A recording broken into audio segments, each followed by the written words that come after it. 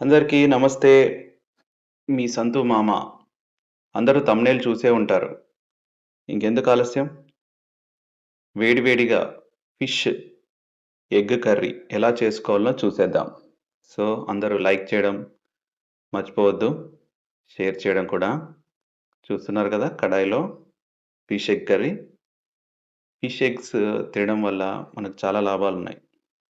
దాంట్లో high quality protein, omega 3, బి12, vitamin D, selenium ఉంటాయండి.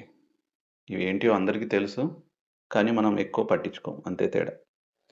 ఇవి తినడం వల్ల బాడీకి చాలా హెల్ప్ అవుతుందండి. ఎలా అంటే ఇమ్యూనిటీ, స్కిన్ బాగా గ్లో అవుతుంది. హార్ట్ హెల్త్ బాగుంటుంది. క్యాన్సర్ రిస్క్ చాలా తక్కువ.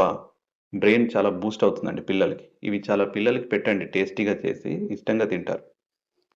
ఇప్పుడు నాకు అక్కడ చూస్తున్నారు కదా కడాయిలో ఆయిల్ వేసుకున్నానండి. ఆయిల్ వేడయ్యాక మిర్చి, కొన్ని కుమిన్ సీడ్స్ అంటే అవేనండి జీరా, ఆవాలు వేసుకోవడం. గిన్నెలో చూస్తున్నారు కదా! అది ఏదో అల్లం పేస్ట్ అనుకున్నారు. అది ఫిష్ ఎగ్స్ అండి. ఓకే. సో, నేనేం జనరల్‌గా సింపుల్‌గా ఒక ఎగ్ కర్రీ ఎలా చేసుకుంటామో అలాగే చేసుకోవడం. మంచిగా చిల్లీస్ మంచిగా ఫ్రై అయ్యాక ఆనియన్స్ కూడా ఏసుకోండి. ఆనియన్స్ కూడా బాగా బ్రౌనిష్ కలర్‌గా వచ్చేలాగా కాసేపు ఆగండి.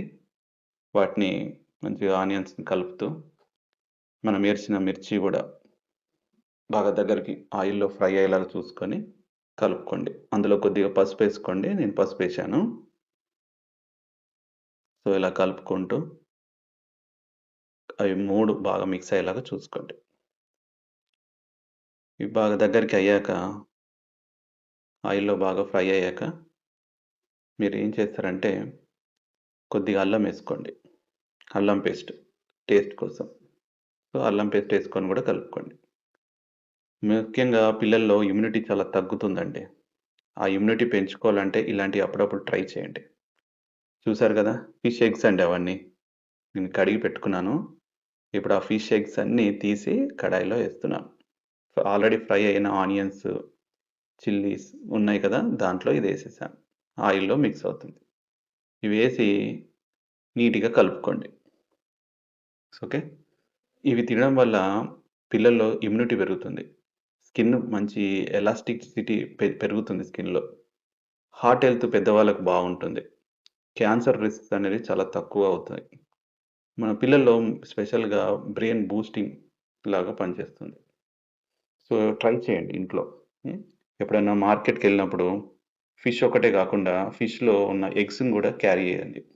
నాకు వద్దు అని అక్కడే పడేయకుండా కొందరికి వస్తుందండి. వాళ్ళు చెప్తారు ఇది కావాలా అని. కానీ మనం ఎవ్వరం తీసుకోం. మీరు ఈసారి నుంచి కంపల్సరీ అడిగి మరీ తీసుకోండి. ఇలా ఇంట్లో సండే రోజు మార్నింగ్ బ్రేక్‌ఫాస్ట్ లాగా చేసేసుకోండి. మీకు తగినంత ఉప్పేసుకోండి అందులో.